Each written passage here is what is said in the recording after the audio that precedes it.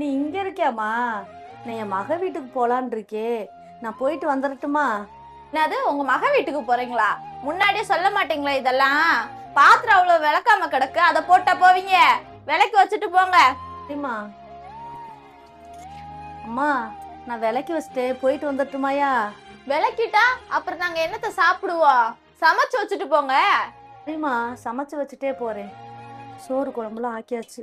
மருமகிட்ட சொல்லிட்டு கிளம்பலாம். அம்மாடி, நம்ம எல்லாம் முடிச்சிட்டேம்மா, போயிட்டு வந்துடட்டுமா? சமையல்லாம் முடிச்சிட்டா இவ்வளவு துணி கிடக்கு, யார் மடிக்கிறது? மடிச்சு வச்சுட்டு போங்க. வேற வேற ஆகுது. அடி, துணியெல்லாம் மடிச்சிட்டு கிளம்புறேம்மா. இப்பவாவது துணியெல்லாம் மடிச்சிட்டீங்களா? வீடெல்லாம் ஒரே குப்பையா கிடக்குது, அதை மட்டும் கூட்டி விட்டு நீங்க உங்க மக வீட்டுக்கு கிளம்புங்க. அம்மா, அந்த ஊருக்கே டயத்துக்கு தான் பஸ்ஸை விட்டுனா நான் நடந்து போக முடியாது. நான் கிளம்பி போயிட்டு வரேம்மா.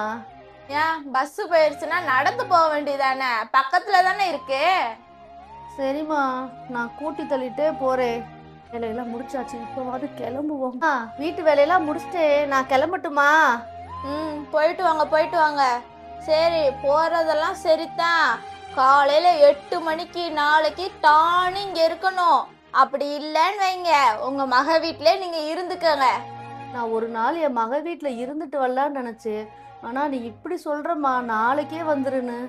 ஒரு நாள் அங்க இருக்கிறேன்னு ஆசைப்பட்டீங்கன்னு வைங்க, அங்கேயே இருந்துக்கங்க வருஷம் ஃபுல்லா. நான் எதுவுமே சொல்ல மாட்டேன். இங்க வரணும்னு ஆசைப்பட்டீங்கன்னா நாளைக்கு காலையில 8 மணிக்கு வந்துருங்க. சரிம்மா, நான் காலையில 8 மணிக்கே வந்துடுறேன்.